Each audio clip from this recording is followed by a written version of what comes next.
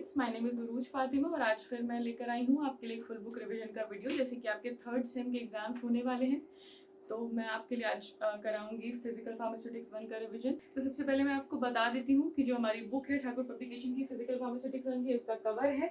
ये बुक आप जो है हमारे ऑफिशियल वेबसाइट से परचेज कर सकते हैं या बहुत सारी ऑनलाइन शॉपिंग वेबसाइट्स जो है उन पर भी ये बुक अवेलेबल है। ये जो बुक हमने बनाई है ये सोनली जो PCI का प्रिस्क्राइब्ड सिलेबस है उस पर बेस्ड है, तो आप जरूर इस बुक को चेकआउट कीजिए। तो चलिए अब हम स्टार्ट करते हैं फुल बुक रिवीजन से। तो रिवीजन स्टार्ट करने से पहले सबसे पहले मैं आपको ये चीज़ बता दूं कि आप जरूर एक नोटबुक और एक पेन अपने साथ रखिएगा। जितने भी इंपॉर्टेंट टॉपिक्स मैं आपको बता रही हूँ जो कि आपके एग्जाम पॉइंट ऑफ व्यू से बहुत ज़्यादा इंपॉर्टेंट है, आप उसको नोट करते रहिएगा और सेम उसके तरीके से आपका रिविजन भी कर सकते हैं। तो चलिए हम स्टार्ट करते हैं पहले टॉपिक से।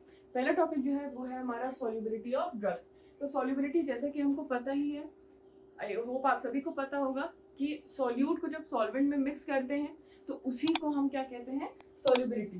तो किसी भी सॉल्यूट की एबिलिटी, और जो सॉल्यूट है वो सॉलिड, लिक्विड या फिर गैसियस फॉर्म में हो सकता है, और सॉल्यूट जो होगा वो हमेशा स्मॉल अमाउंट में प्रेजेंट होगा। ये क्या फॉर्म करता है, एक होमोजीनियस सॉल्यूशन फॉर्म करता है, यानी कि यूनिफॉर्म मिक्सचर फॉर्म करता है। क्या यानी कि सॉल्यूट जो है वो सॉल्वेंट में पूरी तरह से डिसॉल्व हो जाता है। उसी फिनोमेना को हम कहते हैं सॉल्युबिलिटी ऑफ ड्रग्स। तो जैसे कि यहाँ पे इक्वेशन फॉर्म में भी लिखा है कि solute plus solvent gives us a solution. तो अब हम यहाँ पे सबसे पहले बात करेंगे कुछ सॉल्युबिलिटी एक्सप्रेशंस की, यानी कि बहुत सारे टर्म्स हम सॉल्युबिलिटी के अंदर पढ़ते हैं, जैसे कि नॉर्मैलिटी, मोलारिटी, मोलारिटी। अब हम इसके बारे में थोड़ा सा देख लेते हैं कि क्या होते हैं ये। तो सबसे पहले हम शुरुआत करेंगे नॉर्मैलिटी से। इसको हम कैपिटल N से डिनोट करते हैं। उसकी डेफिनेशन अगर हम देखें तो it is the number of gram equivalent present in 1 litre of the solution. 1 litre solution में जितने number of gram equivalent present होता है उसको हम कहते हैं नॉर्मैलिटी। इसका फॉर्मूला है number of equivalent divided by number of litres, या फिर इसका दूसरा फॉर्मूला हम ये दे सकते हैं number of milli equivalent divided by number of millilitres. तो उसी तरीके से कोई भी सॉल्यूशन जिसके अंदर किसी भी डिफाइंड स्पीशीज का एक सिंगल इक्विवेलेंट प्रेजेंट है पर लीटर, मतलब हर लीटर में किसी भी सॉल्यूशन के अंदर किसी भी डिफाइंड स्पीशीज का एक इक्विवेलेंट प्रेजेंट है, तो हम उसको उस सॉल्यूशन को कहते हैं नॉर्मल सॉल्यूशन। नेक्स्ट अब हम बात करते हैं मोलैरिटी की। इसको हम कैपिटल M से डिनोट करते हैं and it is defined as the number of moles of solute dissolved in 1 litre of the solution. यानी कि किसी भी 1 लीटर के सॉल्यूशन में जितने भी number of moles of solute dissolve होते हैं, मिक्स्ड होते हैं, उसी को हम कहते हैं उस सॉल्यूशन की मोलैरिटी। इसका फॉर्मूला होता है moles of solute divided by volume of solution in litre. तो उसी तरीके से कोई भी सॉल्यूशन जिसके अंदर 1 मोल ऑफ सॉल्यूट प्रेजेंट है और वो सॉल्यूशन कितना है 1 लीटर का, देन उस सॉल्यूशन को हम क्या कहेंगे, मोलर सॉल्यूशन। तो नेक्स्ट सॉल्युबिलिटी पैरामीटर या फिर एक्सप्रेशन जिसमें आता है वो है मोलालिटी। इसको हम डिनोट करते हैं स्मॉल m से, और इसकी अगर हम डेफिनेशन देखें तो it is defined as the number of moles of solute present in per kilogram of the solvent. जैसे कि मोलारिटी में हमने क्या पढ़ा था कि number of moles of solute present in 1 litre of the solution. Molarity और मोलैरिटी में डिफरेंस क्या है, मोलैरिटी में number of moles of solute किसमें प्रेजेंट होते हैं, पर केजी ऑफ द सॉल्वेंट। तो इसका फॉर्मूला अगर हम देखें तो वो होता है number of moles of solute divided by volume of solvent in KG. तो उसी तरीके से कोई भी सॉल्यूशन जिसके अंदर 1 मोल ऑफ सॉल्यूट डिसॉल्व है कितने 1000 ग्राम ऑफ सॉल्वेंट यानी कि 1 केजी ऑफ सॉल्वेंट में, तो जो ऑब्टेन्ड सॉल्यूशन यानी कि जो सॉल्यूशन हमको मिलेगा वो हो जाएगा मोलर सॉल्यूशन। फिर नेक्स्ट सॉल्युबिलिटी एक्सप्रेशन जिसमें आता है वो है मोल फ्रैक्शन। इसको हम कैपिटल X से डिनोट करते हैं और इसकी डेफिनेशन अगर हम देखें तो ये क्या होता है, it is defined as the ratio of the number of moles of solute to the total number of moles of the solute and solvent. यानी कि आपका मोल फ्रैक्शन क्या होता है, कितने नंबर ऑफ सॉल्यूट प्रेजेंट है उसको हम डिवाइड कर देते हैं number of moles of solute में plus number of moles of solvent में। तो ये हो गया आपका मोल फ्रैक्शन। और ये सारे जितने भी सॉल्युबिलिटी एक्सप्रेशंस हैं इसका बार बार इस चैप्टर में डिस्कशन है, तो आप इनको अच्छे से पढ़ लीजिएगा और इसकी डेफिनेशन भी 1 मार्क में या 2 मार्क्स में आपकी पूछी जा सकती है। नेक्स्ट हम पढ़ेंगे राउल्ट्स लॉ। बहुत ही इंपॉर्टेंट टॉपिक है, इसको आप चाहे तो जैसे जैसे मैं पढ़ा रही हूँ वैसे वैसे आप एक अपनी नोटबुक में नोट भी कर सकते हैं।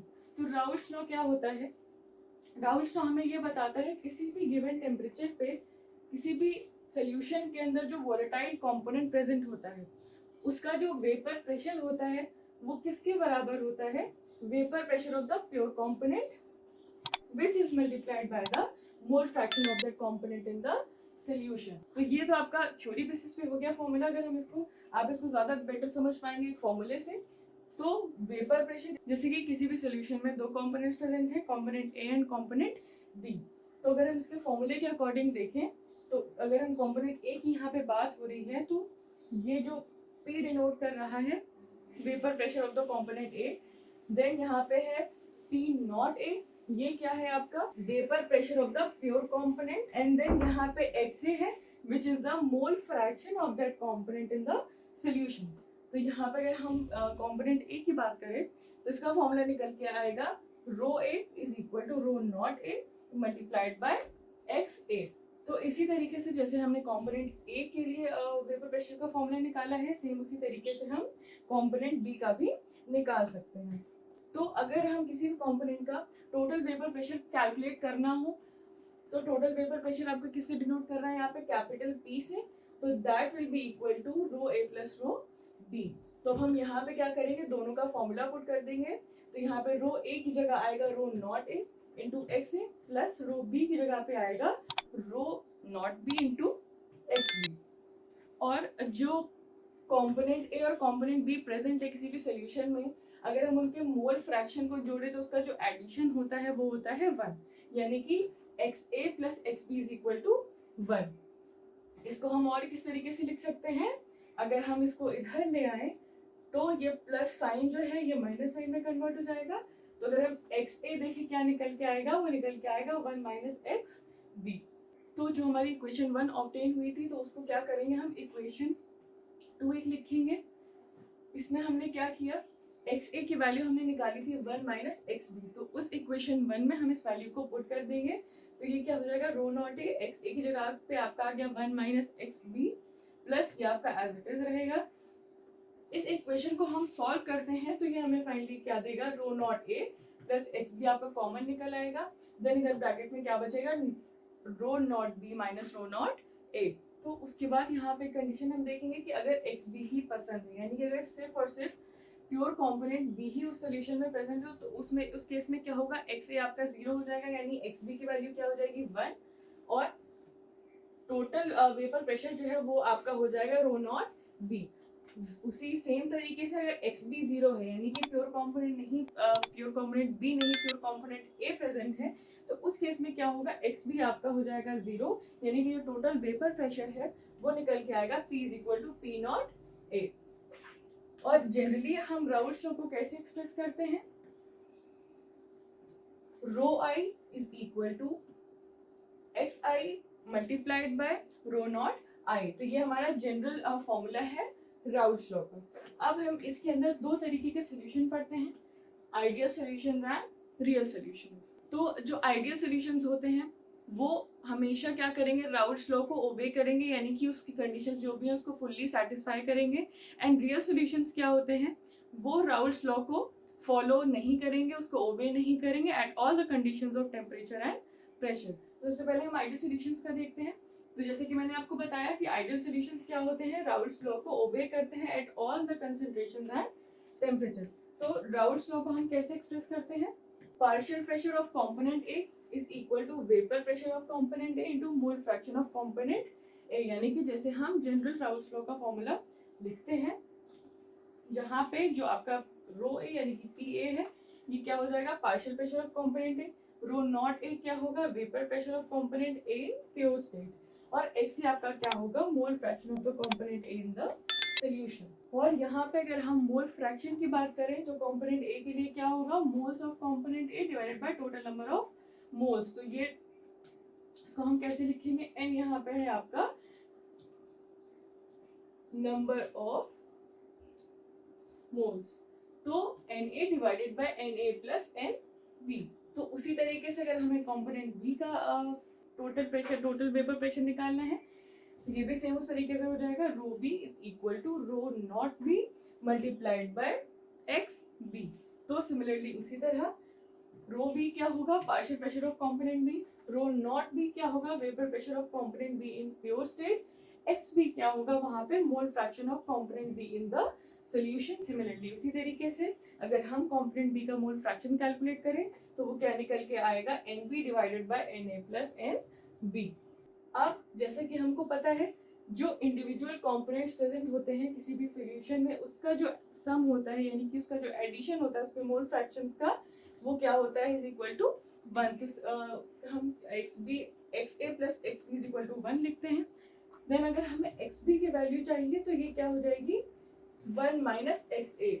एक्स ए आपका इधर आ जाएगा एंड इसका जो यहाँ पे पॉजिटिव साइन है वो यहाँ पे नेगेटिव में चेंज हो जाएगा। तो इक्वेशन क्या बन जाएगी, X B is equal to 1 minus X A. तो अगर हमें मोल्स के टर्म में आपको फॉर्मूला निकालना है तो ये क्या हो जाएगा, X A plus X B is equal to 1। ये हमको पता है। यहाँ पे हम क्या करेंगे, मोल फ्रैक्शन की वैल्यूज को पुट कर देंगे। तो ये क्या हो जाएगा, N A divided by N A plus N B plus N B divided by N A plus N B is equal to 1। तो ये आपका क्या हो गया, आइडियल सॉल्यूशंस का फॉर्मूला। देन अब हम बात करेंगे रियल या फिर इसको हम क्या कहते हैं, नॉन आइडियल सॉल्यूशंस। क्यों, क्योंकि ये राउल्स लॉ को ओबे नहीं करते हैं at all the conditions of concentration and temperature. तो कुछ हम इसके एग्जांपल्स देख लेते हैं, जैसे कि मिक्सचर ऑफ कार्बन इसके हम कुछ एग्जांपल्स देख लेते हैं, जैसे कि carbon tetrachloride and acetone, chloroform and cyclohexane and benzene and ethanol. तो अब यहाँ पे हमने आइडियल सॉल्यूशंस और नॉन आइडियल सॉल्यूशंस के बारे में पढ़ा। नेक्स्ट अब हम देखते हैं कि डेविएशंस क्या होते हैं राउल्स लॉ के। तो Raoult's law basically 2 deviations show करता है, एक पॉजिटिव डेविएशन और एक नेगेटिव डेविएशन। चलिए सबसे पहले हम देखते हैं कि पॉजिटिव डेविएशन क्या होता है। तो पॉजिटिव डेविएशन बहुत ही शॉर्ट में मैं आपको समझाऊंगी। पॉजिटिव डेविएशन क्या होता है, किसी भी लिक्विड सिस्टम में पॉजिटिव डेविएशन उस केस में होता है अगर जो वेपर प्रेशर है पूरे मिक्सचर का, यानी पूरे सॉल्यूशन का जो वेपर प्रेशर है हमेशा ज्यादा होगा as compare to the individual vapour pressure of the components in the solution. यानी कि जो भी इंडिविजुअल कंपोनेंट्स किसी भी सॉल्यूशन में प्रेजेंट है उसका जो वेपर प्रेशर है हमेशा कम होगा किससे, total vapour pressure of the solution या फिर मिक्सचर। तो ये बात होगी पॉजिटिव डेविएशन, ये बस इतना ही इसमें होता है। नेगेटिव डेविएशन में क्या होगा, जो टोटल वेपर प्रेशर है किसी भी सॉल्यूशन का या फिर मिक्सचर का हमेशा कम होगा, इससे जो भी इंडिविजुअल कंपोनेंट्स का वेपर प्रेशर है जो कि किसी भी सॉल्यूशन में प्रेजेंट है। तो पॉजिटिव और नेगेटिव डेविएशन में सिर्फ आपको इतना ही देखना है। तो जैसे कि इस ग्राफ में भी आप देख सकते हैं, ये क्या है, मोल फ्रैक्शन या फिर कॉम्पोजिशन, और ये आपका क्या डिनोट कर रहा है वाई एक्सिस पे वेपर प्रेशर, जिसको हम mmHg में लिखते हैं। तो आपका पॉजिटिव डेविएशन शो करेगा अपर साइड पे, और ये एक आइडियल सॉल्यूशन में हो रही है चीज। देन अब हम यहाँ पे नेगेटिव डेविएशन में जो डेविएशन है वो आपका लोअर साइड पे शो करेगा। तो ये हो गया पूरा का पूरा राउल्स लॉ के बारे में। देन अब हम आगे बढ़ते हैं अपने नेक्स्ट टॉपिक की तरफ, जो कि है डिस्ट्रीब्यूशन लॉ। ये जो डिस्ट्रीब्यूशन लॉ है ये नर्न्स्ट ने दिया था, जिनका पूरा नाम है नर्न्स्ट हाइमन वॉल्टर। ये 1891 में डिस्ट्रीब्यूशन लॉ जो है वो नर्न्स्ट ने दिया था। नर्न्स्ट जो है वो एक जर्मन केमिस्ट है। तो चलिए हम थोड़ा सा एक बार ब्रीफ में देख लेते हैं कि डिस्ट्रीब्यूशन लॉ होता क्या है। तो when a solute is dissolved in 2 immiscible liquids, किन्हीं 2 इमिसिबल लिक्विड्स में, यानी कि जो आपस में डिसॉल्व नहीं हो सकते, उन ऐसे लिक्विड्स में जब किसी भी सॉल्यूट को डिसॉल्व किया जाता है तो वो अपने आप को दोनों ही मिसिबल लिक्विड में इस तरीके से डिस्ट्रीब्यूट कर लेता है कि जो कंसेंट्रेशन रेशियो है उसका दोनों ही लिक्विड्स में वो क्या रहता है, कांस्टेंट। यानी वो इक्वली अपने आप को उन दोनों इमिसिबल लिक्विड्स में डिवाइड या फिर डिस्ट्रीब्यूट कर लेता है। तो यही है आपका डिस्ट्रीब्यूशन लॉ। तो अब हम इसकी इक्वेशन देख लेते हैं। तो क्या कंसिडर करेंगे कि 2 इमिसिबल सॉल्वेंट हैं, solvent A and solvent B. तो यहाँ पे C1 क्या है, किसी भी सॉल्यूट का concentration in the solvent A, और C2 क्या है, किसी भी सॉल्यूट का concentration in the solvent B. तो नर्न्स्ट का जो डिस्ट्रीब्यूशन लॉ है उसको हम किस तरीके से एक्सप्रेस कर सकते हैं, C1 by C2 is equal to KD। तो KD या फिर K जो है यहाँ पे ये क्या है, डिस्ट्रीब्यूशन कोएफिशिएंट या फिर पार्टीशन कोएफिशिएंट इसको कहते हैं, या फिर इसको हम डिस्ट्रीब्यूशन रेशियो भी कह सकते हैं। तो अब हम डिस्ट्रीब्यूशन लॉ थोड़ा सा समझ लेते हैं डिटेल में कि ये क्या होता है। तो ये क्या है, इक्विलिब्रियम लॉ है। इसमें क्या होता है, जब भी सॉल्यूट X जो है उसका डिस्ट्रीब्यूशन जब भी होता है और ये क्या करता है, डायनामिक इक्विलिब्रियम मेंटेन कर लेता है, यानी कि एक कांस्टेंट रेट या फिर एक कांस्टेंट रेशियो को ये अटेन कर लेता है। तो जो रेट होगा यानी कि R1 जिसमें जो x के सॉल्यूट जो x है उसके जो मॉलिक्यूल्स हैं वो सॉल्वेंट A से सॉल्वेंट B तक जा रहे हैं, उसके अलावा जो उसका कंसेंट्रेशन है A के अंदर वो क्या होगा, प्रोपोर्शनल होगा। उसी तरीके से जो रेट R2 है जिसमें क्या हो रहा है, ये जो सॉल्यूट X है उसके जो मॉलिक्यूल्स हैं वो सॉल्वेंट B से सॉल्वेंट A तक आ रहे हैं और उसी सॉल्यूट का जो कंसेंट्रेशन है B के अंदर वो क्या होगा, प्रोपोर्शनल होगा। इसमें भी आपका एक डेरिवेशन दिया हुआ है। तो जब भी इक्विलिब्रियम अटेन होगा तो माइग्रेशन रेट जो है सॉल्यूट का एक सॉल्वेंट से दूसरे सॉल्वेंट के अंदर वो क्या होगा, डायरेक्टली प्रोपोर्शनल होगा या फिर इक्वल हो जाएगा। तो इसलिए यहाँ पे लिखा हुआ है R1 is directly proportional to C1। तो अगर यहाँ पे जब प्रोपोर्शनैलिटी कांस्टेंट हम हटाएंगे तो यहाँ पे जब हम प्रोपोर्शनैलिटी हटाएंगे तो यहाँ पे क्या एक आ जाएगा, प्रोपोर्शनैलिटी कांस्टेंट, जिसको यहाँ पे डिनोट किया गया है K1 से। तो जहाँ पे K1 हमने बताया कि एक कांस्टेंट है, उसी तरीके से अगर R2 भी डायरेक्टली प्रोपोर्शनल है C2 के तो यहाँ पे प्रोपोर्शनैलिटी जैसे ही हटेगी यहाँ पे भी प्रोपोर्शनैलिटी कांस्टेंट आ जाएगा। Then in that case R2 will be equal to K2 into C2, जहाँ पे K2 क्या है, एक कांस्टेंट है।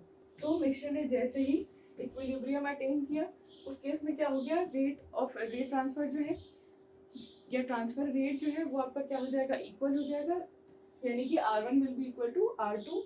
तो R1 की जगह पे हम लिख सकते हैं K1 into C1 and R2 की जगह हम लिख सकते हैं K2 इंटू C2। तो उस केस में ये क्या हो जाएगा, C1 by C2 is equal to K2 by K1 into KD। और इसको हम और क्या लिख सकते हैं, C1 by C2 is equal to KD, जहाँ पे KD क्या होगा, आपका डिस्ट्रीब्यूशन कोएफिशिएंट। तो ये हो गया आपका पूरा डिस्ट्रीब्यूशन लॉ के बारे में।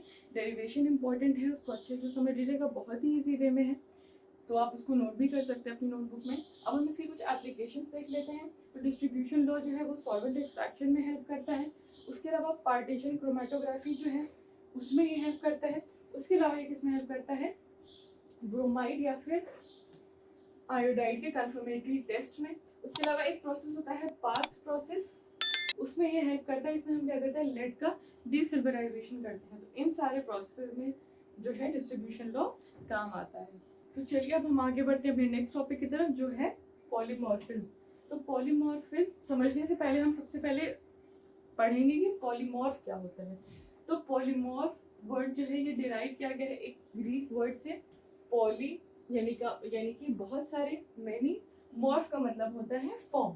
तो अगर इजी भाषा में हम इसको समझें तो पॉलीमॉर्फ क्या होते हैं, किसी भी केमिकल सब्सटेंस के जो डिफरेंट स्ट्रक्चरल फॉर्म्स होते हैं, यानी कि कोई भी स्पेसिफिक केमिकल सब्सटेंस है जो कि अलग अलग केमिकल स्ट्रक्चर्स में या क्रिस्टलाइन फॉर्म में एग्जिस्ट करता है, उसी को हम कहते हैं पॉलीमॉर्फ।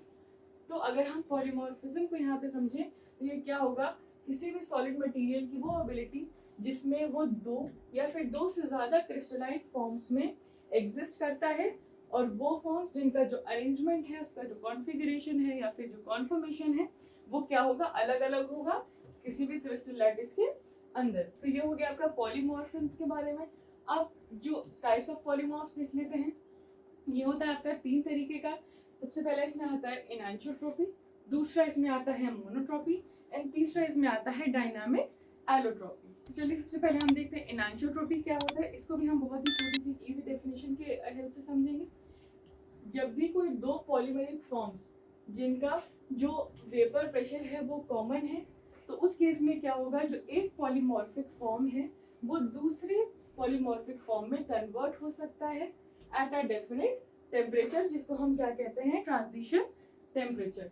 तो ये जो फिनोमेना होता है इस चेंज का, और जो चेंज होता है ये क्या होता है, रिवर्सिबल चेंज होता है, यानी कि कोई भी पॉलीमॉर्फिक फॉर्म जो दूसरे में कन्वर्ट हो रहा है वो वापस से पहले में भी कन्वर्ट हो सकता है किसी भी डेफिनेट टेम्परेचर, जिसको हम ट्रांजिशन टेम्परेचर कहते हैं, उस पर। तो इसी पूरे फिनोमेना को हम क्या कहते हैं, एनांटियोट्रॉपी। नेक्स्ट इसमें आता है मोनोट्रॉपी। तो इस केस में क्या होगा, एक पॉलीमॉर्फिक फॉर्म क्या होगा, स्टेबल होगा, और दूसरा पॉलीमॉर्फिक फॉर्म क्या होगा, मेटास्टेबल। तो इसी केस में क्या होता है, मोनोट्रॉपी अकर होता है। नेक्स्ट इसमें आता है डायनामिक एलोट्रॉपी। इस केस में क्या होगा, किसी भी पर्टिकुलर टेम्परेचर पे जो एक सब्सटेंस है वो बहुत सारे फॉर्म्स में को एग्जिस्ट करेगा और ये क्या होगा, सारा का सारा इक्विलिब्रियम में होगा।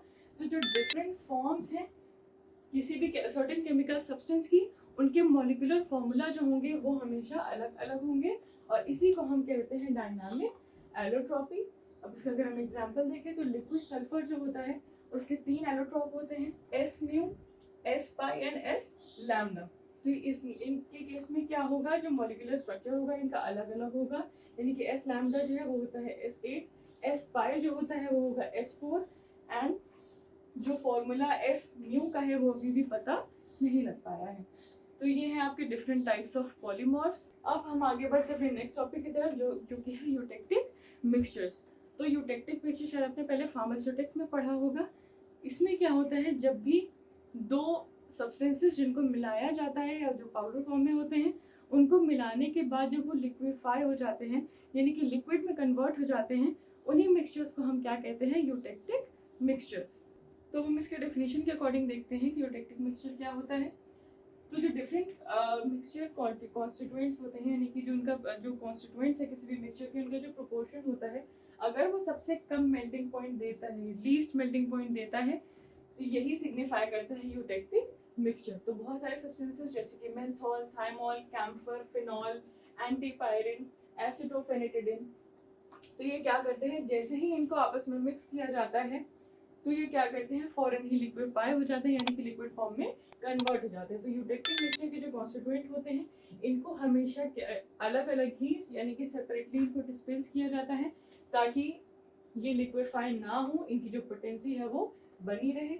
और वही फॉर्मुलेशंस जिसमें भी यूटेक्टिक मिक्सचर्स जो है डिस्पेंस किए जाते हैं तो उनका जो लेबल है उन फॉर्मुलेशंस का, हमेशा उस पर एक वार्निंग या फिर एक प्रिकॉशन जो है वो मेंशन कर दिया जाता है कि जो एक पाउडर है और एक तरीके का एक पाउडर है उसको हमेशा एक एज अ डोज लेना चाहिए, नहीं कि पूरा कभी भी नहीं लेना चाहिए। तो ये हो गया आपके यूटेक्टिक मिक्सचर्स के बारे में। ये भी एक इम्पॉर्टेंट टॉपिक है, आपके शॉर्ट क्वेश्चंस में जनरली पूछा जाता है। अब नेक्स्ट टॉपिक जो हम पढ़ेंगे वो है physico chemical properties of drug molecules. तो मेनली जो है फिजिकल केमिकल प्रॉपर्टीज क्या होती है, सर्टेन फिजिकल या केमिकल प्रॉपर्टीज जो कि ड्रग मॉलिक्यूल्स की होती हैं।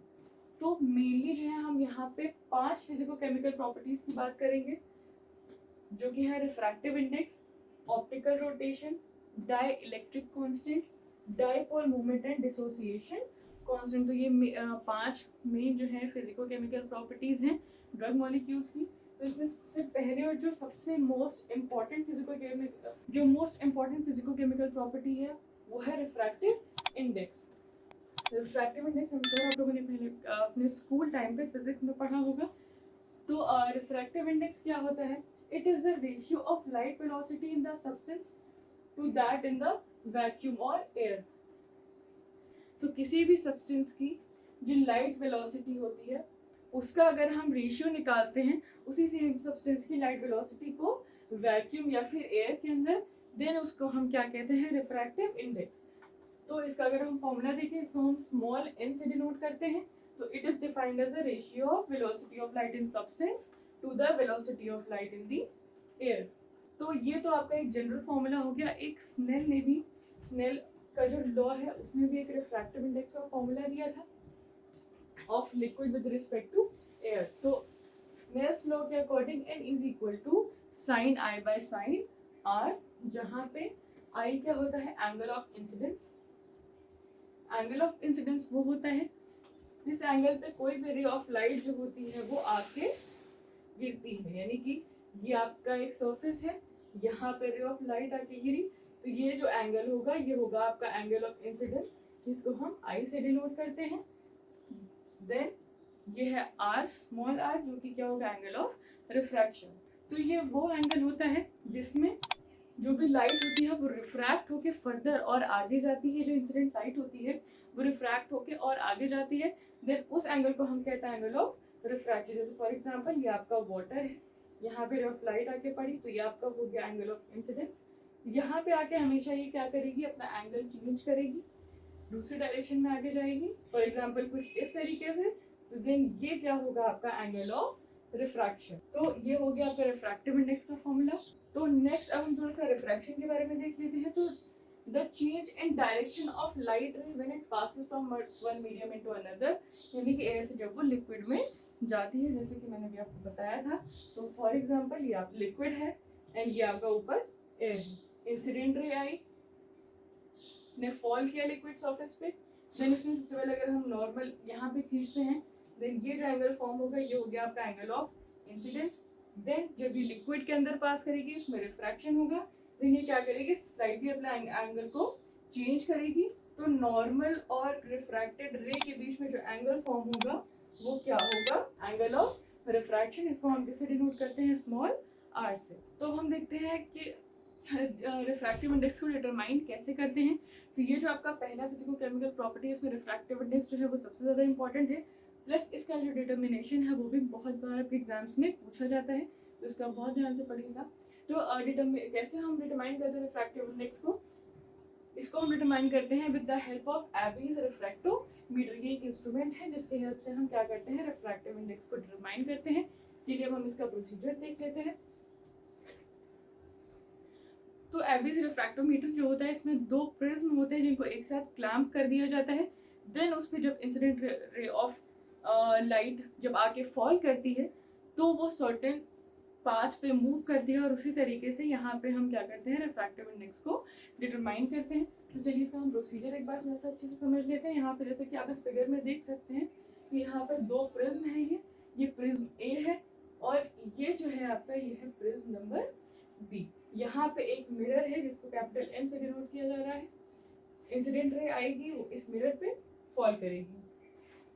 देन इस मिरर से ये लाइट जो है वो रिफ्लेक्ट होकर कहाँ फॉल करेगी, सबसे पहले प्रिज्म ए पे। अच्छा, अब हम सबसे पहले क्या करेंगे, जो दोनों प्रिज्म हैं उसको हमने इस तरीके से क्लैंप कर दिया। उसके बाद जो उनका जॉइंट होता है वहाँ पे क्या करते हैं, एक लिक्विड का ड्रॉप वहाँ पे प्लेस करते हैं और उसको फैला देते हैं, जिसकी वजह से यहाँ पे जो आप देख सकते हैं क्या फॉर्म हो जाएगी, एक थिन लिक्विड लेयर, यानी जो लिक्विड है उसकी एक थिन लेयर वहाँ पे फॉर्म हो जाएगी। उसके बाद क्या होगा, ये रे ऑफ लाइट यहाँ जाके इसने फॉल किया, देन उसके बाद ये इस पाथ पे जाके आगे बढ़ेगी और प्रिज्म बी के इस वॉल पे आके ये फॉल होगी। यहाँ पे नॉर्मल है तो ये क्या यहाँ पे आपका फॉर्म होगा एंगल ऑफ इंसिडेंस, और देन ये रिफ्रैक्ट होके बाहर जाएगी, तो ये हो गया आपका अल्फा। यहाँ पे ये फॉर्म होगा एंगल ऑफ रिफ्रैक्शन। तो उसी तरीके से ये जो रिफ्रैक्टोमीटर होता है ये इन्हीं एंगल्स को क्या करता है, रिकॉर्ड करता है, और इसी की हेल्प से जो हमने फॉर्मूला पढ़ा था n equals to sine I by sine R, उस फॉर्मूले की हेल्प से यहाँ से इस रिफ्रैक्टोमीटर की हेल्प से हम रिफ्रैक्टिव इंडेक्स को डिटरमाइन कर सकते हैं। देन अब हम कुछ एप्लीकेशंस देख लेते हैं रिफ्रैक्टिव इंडेक्स की। देखिए रिफ्रैक्टिव इंडेक्स का जो डिटर्मिनेशन है वो किस किस चीज़ में हेल्प करता है। तो सबसे पहले ये किसी भी सब्सटेंस के आइडेंटिफिकेशन में हेल्प करता है, किसी भी सब्सटेंस की प्योरिटी को डिटरमाइन करने में हेल्प करता है, क्योंकि जितने भी सब्सटेंसेस हैं उनका कुछ ना कुछ स्पेसिफिक रिफ्रैक्टिव इंडेक्स होता है, तो इसलिए ये उसकी प्योरिटी को डिटरमाइन करता है, प्लस उस सब्सटेंस के भी आइडेंटिफिकेशन में ये हेल्प करता है। उसके अलावा एक सब्सटेंस जो कि किसी भी लिक्विड में डिजॉल्व है उसकी कंसंट्रेशन को डिटरमाइन करने में हेल्प करता है। उसके अलावा ये हेल्प करता है किसमें, for determining the dielectric constant, जिसको हम इससे डिनोट करते हैं। तो जो रिलेशनशिप होता है डाइलेक्ट्रिक कांस्टेंट और रिफ्रैक्टिव इंडेक्स के बीच का, उसको हम कैसे लिख सकते हैं, तो ये हो गया आपका dielectric constant which is equal to n alpha square. तो यहाँ पे n अल्फा क्या है, ये है refractive index at larger wavelength. Next इसका एप्लीकेशन जो है वो है it is use for determining the molar polarizability of a substance, यानी कि कोई भी सब्सटेंस कितना पोलराइजेबल है, कितनी वो पोलैरिटी शो कर सकता है, उसको डिटरमाइन करने के लिए हेल्प करता है। पोलराइजेबिलिटी को डिनोट किया जाता है अल्फा पी से of the non polar molecule. इसको अगर हमें कैलकुलेट करना है तो हम कैसे कैलकुलेट कर सकते हैं, n alpha square minus 1 divided by n alpha square plus 2 which is multiplied by m divided by rho is equal to 4/3 pi n alpha P. तो ये जो पूरा फॉर्मूला है इसके हेल्प से हम किसी भी सब्सटेंस की मोलर पोलराइजेबिलिटी जो होती है उसको कैलकुलेट कर सकते हैं। तो last but not the least हम रिफ्रैक्टिव इंडेक्स को यूज कर सकते हैं for determining the molar refraction. तो ये सारी की सारी जितनी भी एप्लीकेशंस है रिफ्रैक्टिव इंडेक्स की। तो हम देखते हैं नेक्स्ट फिजिको केमिकल प्रॉपर्टी ये क्या होती है। इसके बारे में सिर्फ ब्रीफ इंट्रोडक्शन देख लीजिएगा, आपके लिए काफ़ी होगा। तो सबसे पहले हम बात करते हैं ऑप्टिकल रोटेशन की। तो ऑप्टिकल रोटेशन में क्या होता है, कोई भी ऑर्डिनरी बीम ऑफ लाइट जो होती है उसके अंदर क्या प्रेजेंट होती है, इलेक्ट्रोमैग्नेटिक वेव्स जो कि डिफरेंट डिफरेंट प्लेन्स में ऑसिलेट करती हैं।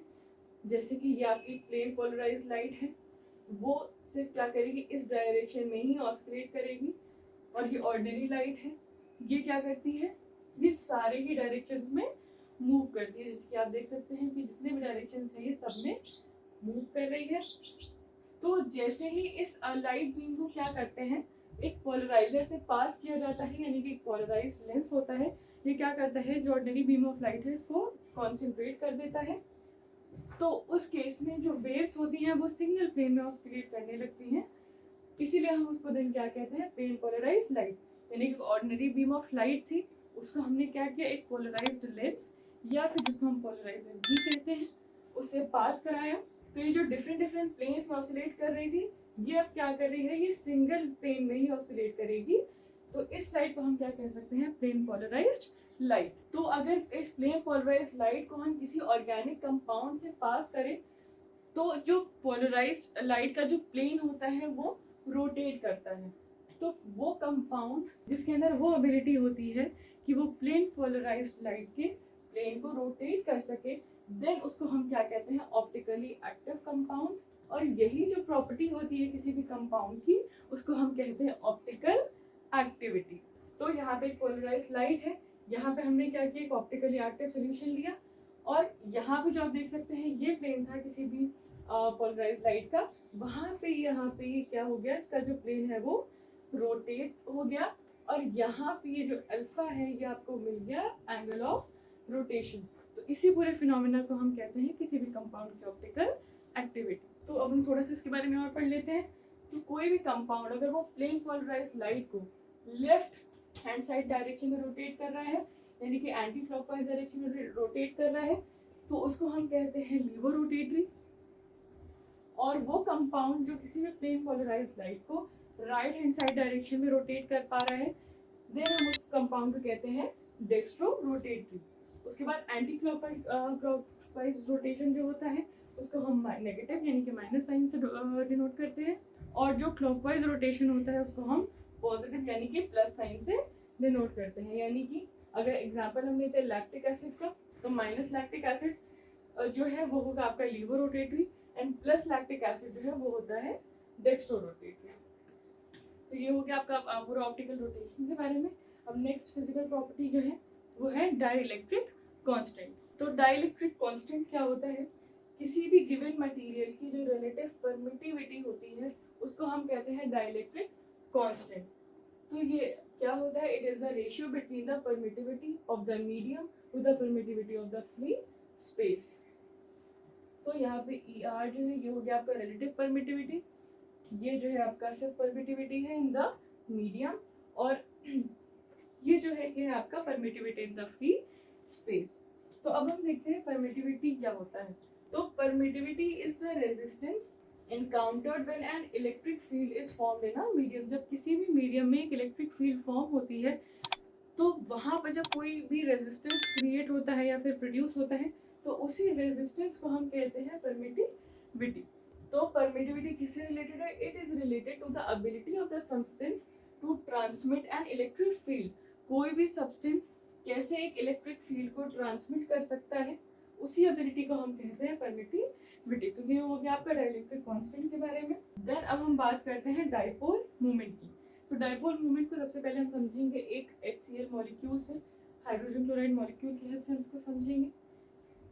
तो एक हाइड्रोजन क्लोराइड मॉलिक्यूल में, HCl मॉलिक्यूल में जो हाइड्रोजन और क्लोरीन एटम्स होते हैं वो जो बॉन्डिंग इलेक्ट्रॉन पेयर है उसको इक्वली शेयर नहीं करते हैं। ऐसा इसलिए होता है क्योंकि जो क्लोरीन एटम होता है वो ज़्यादा इलेक्ट्रोनेगेटिव होता है, तो ये क्या करता है, इलेक्ट्रॉन पेयर को अपनी तरफ खींच लेता है, जिसकी वजह से क्या होता है, स्लाइट पॉजिटिव चार्ज शो होता है जो कि होता है +Q, और एक नेगेटिव चार्ज भी शो होता है जिसको हम कहते हैं -Q। किसकी तरफ, हाइड्रोजन और क्लोरीन एटम की तरफ रिस्पेक्टिवली। यानी कि जो हाइड्रोजन एटम है इसकी तरफ पॉजिटिव चार्ज शो करेगा +Q, और क्लोरीन एटम की तरफ क्या करेगा, ये नेगेटिव चार्ज शो करेगा। तो जैसे कि आप इसमें भी देख सकते हैं, ये जो क्लोरीन एटम है ज़्यादा इलेक्ट्रोनेगेटिव है। ये क्या कर रहा है, क्लोरीन जो इलेक्ट्रॉन पेयर है उसको अपनी तरफ खींच रहा है, जिसकी वजह से क्या होता है, यहाँ पे आ गया नेगेटिव चार्ज यानी कि -Q, और यहाँ पे आ गया हाइड्रोजन एटम की तरफ positive charge which is +Q।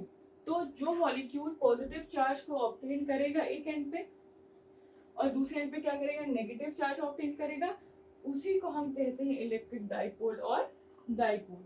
और किसी भी पोलर मॉलिक्यूल की पोलैरिटी डिग्री जो होती है उसी को हम क्या कहते हैं, डाइपोल मोमेंट। इसको हम म्यू से डिनोट करते हैं। तो यहाँ पे क्या हुआ, जैसे कि हमने एग्जाम्पल के थ्रू समझा था, क्लोरीन एटम ने जैसे ही इलेक्ट्रॉन पेयर को अपनी तरफ अट्रैक्ट किया तो उसने यहाँ पे फॉर एग्जाम्पल क्लोरीन एटम था तो यहाँ पे आ गया -Q चार्ज, एंड इधर क्या हाइड्रोजन एटम था तो यहाँ पे क्या आ गया, पॉजिटिव चार्ज यानी कि +Q। और किसी भी इलेक्ट्रिक डाइपोल के लिए हमें मैग्नीट्यूड को कैलकुलेट करना है तो वो हम कैसे कर सकते हैं, μ = Q × R से। तो यहाँ पे क्या होगा, Q जो है वो चार्ज है, एक एंड पे जो चार्ज है उसको हम डिनोट कर रहे हैं Q से, और जो डिस्टेंस है उन ऑपोजिट चार्जेस के बीच में यानी कि ये जो डिस्टेंस है हम इसको R से डिनोट करेंगे। तो इन्हीं दोनों का अगर हम प्रोडक्ट निकालें देन हम जो डाइपोल मोमेंट है उसको कैलकुलेट कर सकते हैं। अब हम देख लेते हैं इसकी यूनिट्स के बारे में। तो जो CGS यूनिट सिस्टम होता है उसमें हम D से इसको डिनोट करते हैं, और जो SI सिस्टम है, SI यूनिट जो इसकी होती है वो होती है कोलॉम मीटर, इसको हम डिनोट करते हैं CM से। तो नेक्स्ट फिजिको केमिकल प्रॉपर्टी जिसके बारे में हम बात करेंगे वो है डिसोसिएशन कांस्टेंट। ये लास्ट फिजिको केमिकल प्रॉपर्टी है किसी भी ड्रग मॉलिक्यूल की। तो डिसोसिएशन कांस्टेंट की अगर हम बात करें तो ये क्या होता है, ये एक तरीके का इक्विलिब्रियम कांस्टेंट होता है। ये क्या करता है, क्वांटिफाई करता है यानी कि अमाउंट बताता है लार्जर आइटम्स की टेंडेंसी को कि वो कितना जो है स्प्लिट कर सकते हैं या फिर डिसोसिएट कर सकते हैं यानी कि ब्रेक कर सकते हैं स्मॉलर कॉन्स्टिट्यूएंट में। यानी कोई भी लार्जर आइटम, सब्सटेंस, आयन और मॉलिक्यूल, उसकी टेंडेंसी कि वो कितने ही ज़्यादा आयंस में, सब्सटेंस में या फिर स्मॉल कॉन्स्टिट्यूएंट्स में ब्रेक हो सकता है या फिर डिसोसिएट हो सकता है, उसको हम कहते हैं डिसोसिएशन कांस्टेंट। यानी कि जो क्वांटिटी है ये वो बताता है किसी भी लार्जर आइटम की कि वो कितने ही सब्सटेंसेस में, स्मॉल आयंस में या फिर मॉलिक्यूल्स में ब्रेक कर सकता है। तो अगर हम यहाँ पे एक एग्जांपल की हेल्प से समझें तो कोई भी बड़ा कॉम्प्लेक्स है वो अपने कॉन्स्टिट्यूएंट्स में ब्रेक होता है, या फिर जो सॉल्ट होता है वो हमेशा स्प्लिट होता है, फिर डिसोसिएट होता है अपने आयंस में। तो कुछ सॉल्ट्स में जो डिसोसिएशन कांस्टेंट होता है इसीलिए उसको हम आयनाइजेशन कांस्टेंट भी कहते हैं, क्योंकि सर्टेन जो सॉल्ट्स होते हैं वो हमेशा क्या होते हैं, अपने आयंस में ही डिसोसिएट करते हैं, इसीलिए हम इसको आयनाइजेशन कांस्टेंट भी कहते हैं। तो जो इक्विलिब्रियम कांस्टेंट Kd होता है ये डिस्क्राइब करता है किसी भी कंपाउंड के डिसोसिएशन जो कि 2 या 2 से ज़्यादा कंपाउंड्स में होता है। यानी कि इसकी हेल्प से हम क्या करते हैं, किसी भी सब्सटेंस का जो कि 2 या 2 से ज़्यादा मॉलिक्यूल्स में और सब्सटेंसेस में ब्रेक करता है, उसको हम इस इक्विलिब्रियम कांस्टेंट के थ्रू क्या करते हैं, डिटरमाइन करते हैं। तो रिएक्शन ए और प्लस रिएक्शन बी का जो इक्विलिब्रियम कांस्टेंट होगा, डिसोसिएशन कांस्टेंट होगा, वो क्या होगा, a माइनस बी।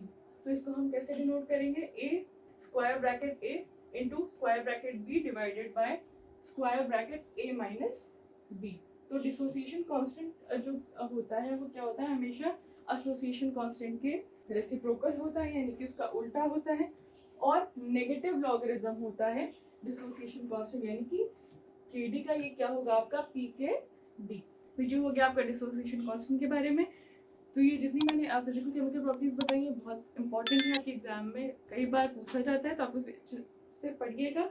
और इसमें जो हमने रिफ्रैक्टिव इंडेक्स के बारे में इतना डिटेल में पढ़ा है वो भी आपके एग्जाम के पॉइंट ऑफ व्यू से बहुत ज़्यादा इंपॉर्टेंट है, जनरली शॉर्ट में या फिर समटाइम्स लॉन्ग में भी पूछा जाता है। तो अब हम बढ़ते हैं अपने नेक्स्ट टॉपिक की तरफ जो कि है सरफेस टेंशन। तो सरफेस टेंशन सबसे इजी लैंग्वेज में अगर हम समझें तो किसी भी सरफेस पे जो भी मॉलिक्यूल्स प्रेजेंट होते हैं, फॉर एग्जांपल जो वाटर सरफेस है या लिक्विड सरफेस है, उस पे जो मॉलिक्यूल्स प्रेजेंट होते हैं और वो मॉलिक्यूल्स उस सरफेस पे जो भी फोर्स एक्सर्ट करते हैं उसको हम कहते हैं सरफेस टेंशन। तो अगर हम तो ये तो हो गया आपका एक सिंपल डेफिनेशन।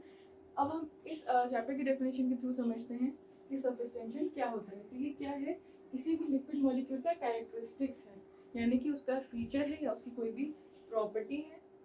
इसमें क्या होता है कि उस लिक्विड सरफेस पे एक राइट एंगल फोर्स एक्सपीरियंस किया जाता है और इसी फिनोमेना को हम कहते हैं सरफेस टेंशन।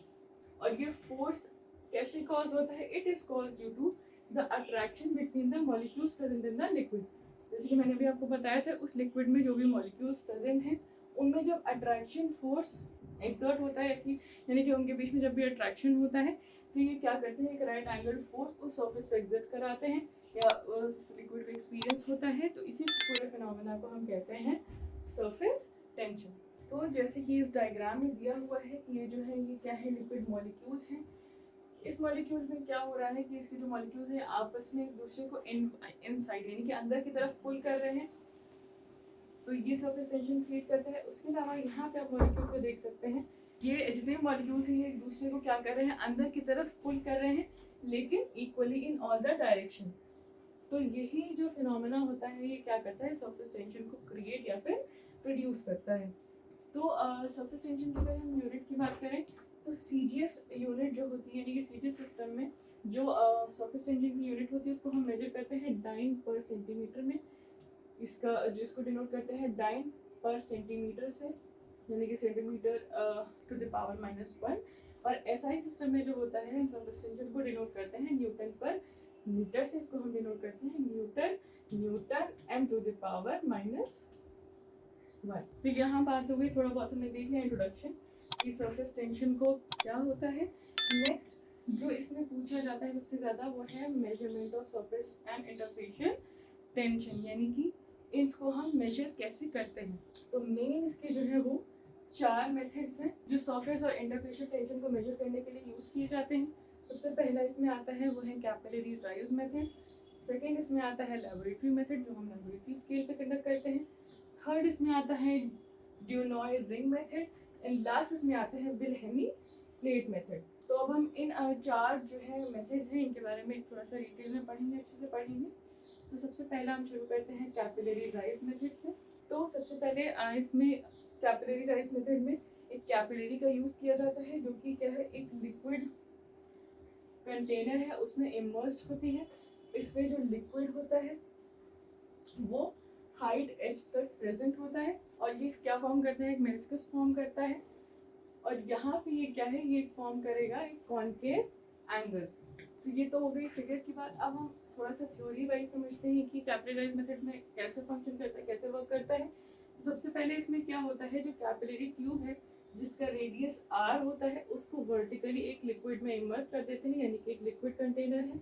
इसमें हमने वर्टिकल डायरेक्शन में इस कैपिलरी को क्या किया, इमर्स कर दिया। ये आपका जो है लिक्विड है। तो इसको जैसे ही उसमें इमर्स करते हैं तो जो लिक्विड का जो लेवल है वो हाइट h तक बढ़ जाता है, यानी कि लिक्विड यहाँ से एंटर करेगा तो ये इसका जो लेवल है वो हाइट h तक बढ़ जाता है। और ये क्या फॉर्म करता है, एक कॉनकेव मेनिस्कस, जैसे कि मैंने भी आपको उस डायग्राम में दिखाया था।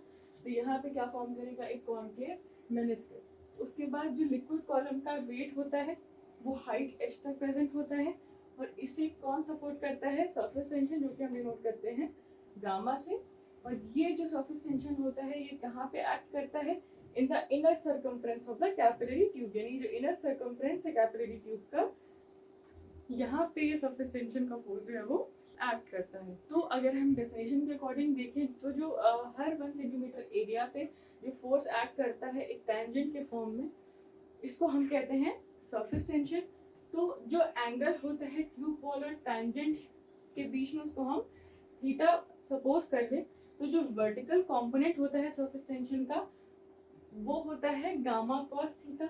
और जो टोटल सरफेस टेंशन होता है जो मेनिस्कस की पूरी लाइन के अलोंग एक्ट कर रहा है उसको वो क्या होता है 2 पाई r times gamma cos theta.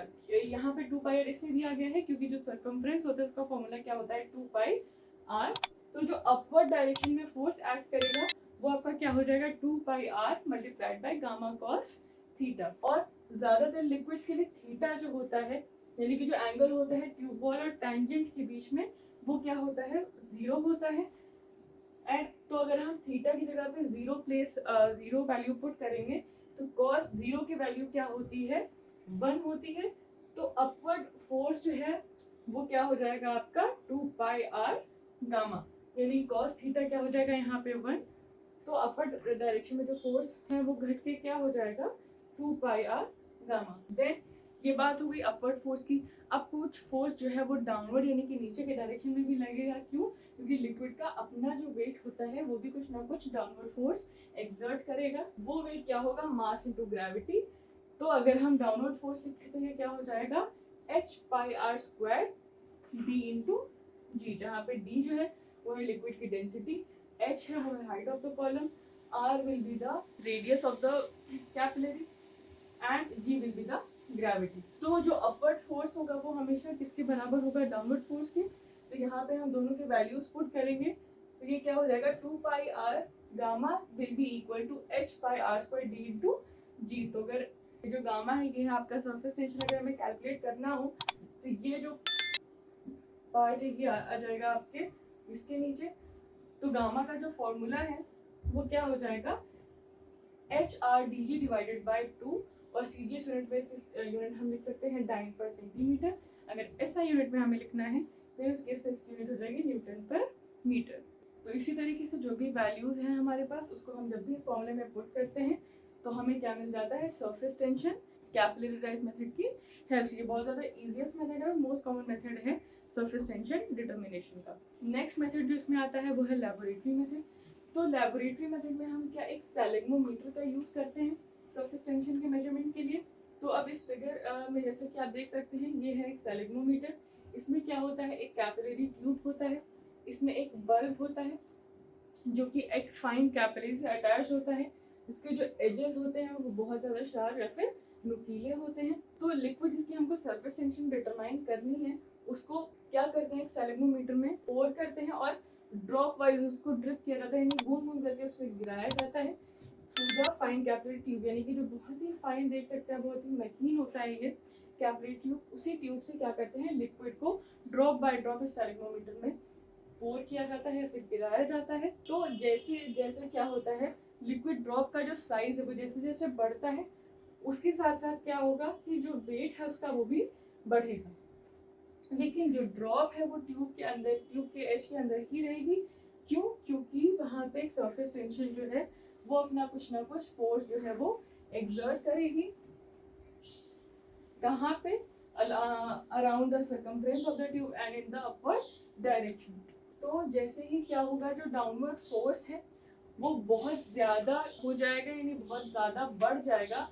तो उस केस में क्या होगा जो अपवर्ड डायरेक्शन, तो जैसे ही जो डाउनवर्ड फोर्स है वो बहुत ज़्यादा बढ़ जाता है किससे? अपवर्ड फोर्स से। तो ड्रॉप जो होता है वो ट्यूब से डिटैच हो जाता है, अलग हो जाता है और डायरेक्ट नीचे आके फॉल कर जाता है। तो ये जो ड्रॉप वेट है और जो इस लिक्विड का सरफेस टेंशन है उसको हम कैसे कोरिलेट कर सकते हैं? अपवर्ड फोर्स ये हो गया आपका 2 पाई आर गामा, और डाउनवर्ड फोर्स जो होता है मास इनटू ग्रेविटी। तो यहाँ पे क्या होगा जो डाउनवर्ड फोर्स है वो अपवर्ड फोर्स के बराबर हो गया।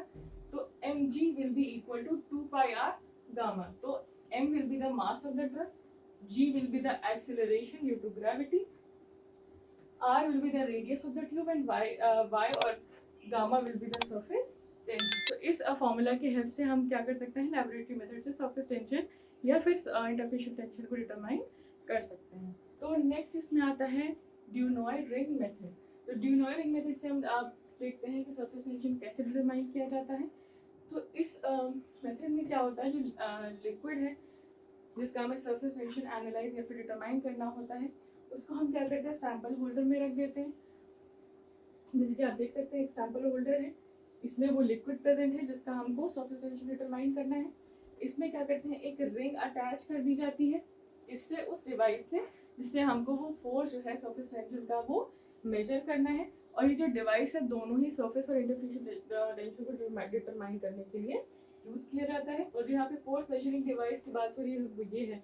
तो यहाँ पे डीनॉय रिंग जो होती है ये क्या करता है? इसको अटैच कर दिया जाता है किससे? To the device use for measuring the force. तो ये जो फोर्स मेजरिंग डिवाइस होता है ये क्या करता है?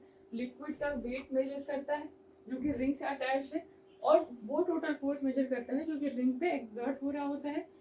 तो इसका फॉर्मूला अगर हम लिखें तो कुछ इस तरह बनेगा कि W total equal to the weight of the ring, यानी कि total weight equal to weight of the ring plus 4 pi are gamma ideal. तो यहाँ पे डब्ल्यू रिंग जो होगा वो होगा रिंग का weight, R will be the radius of the ring and gamma ideal will be the surface और the interfacial tension. तो इस फॉर्मूले की हेल्प से हम क्या कर सकते हैं, सरफेस या फिर इंटरफेशियल टेंशन को डिटरमाइन कर सकते हैं। तो लास्ट एंड फोर्थ मेथड जो इसमें यूज किया जाता है सरफेस टेंशन को डिटरमाइन करने के लिए वो है विल्हेमी प्लेट मेथड। तो जो ड्यूनॉय रिंग मेथड है और जो विल्हेमी प्लेट मेथड है, इनके जो प्रिंसिपल्स होते हैं वो काफ़ी हद तक सिमिलर होते हैं। तो इसमें जो विल्हेमी प्लेट यूज़ की जाती है वो ठीक उसी तरह काम करती है जैसे कि ड्यूनॉय रिंग काम करती है। तो प्लेट जो है उसको अपर डायरेक्शन में मूव करा दिया जाता है। इसकी वजह से क्या होता है कि जो कुछ लिक्विड है, कुछ अमाउंट ऑफ लिक्विड है, वो उसके साथ ही मूव करता है according to the density and the surface tension. तो वो सरफेस टेंशन उस लिक्विड के वेट को डिटरमाइन करने के लिए जो कि अपर डायरेक्शन में मूव कर रहा है उसको हम इस फॉर्मूले से कैलकुलेट कर सकते हैं।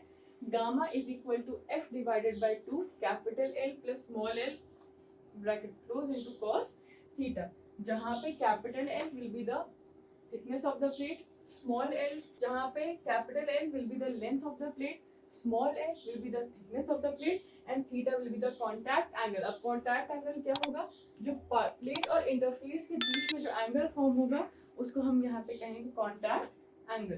तो इस फॉर्मूले की हेल्प से आप सरफेस टेंशन को डिटरमाइन कर सकते हैं। तो ये सारे मेथड्स थे सरफेस टेंशन को डिटरमाइन करने के। इंपॉर्टेंट टॉपिक्स हैं, इनको अच्छे से देख लीजिएगा along with the diagrams also. तो अब नेक्स्ट हम पढ़ते हैं अगले टॉपिक की तरफ जो कि है HLB स्केल। HLB स्केल क्या होता है, hydrophilic and lipophilic balance scale, जिसको हम शॉर्ट फॉर्म में कहते हैं HLB स्केल।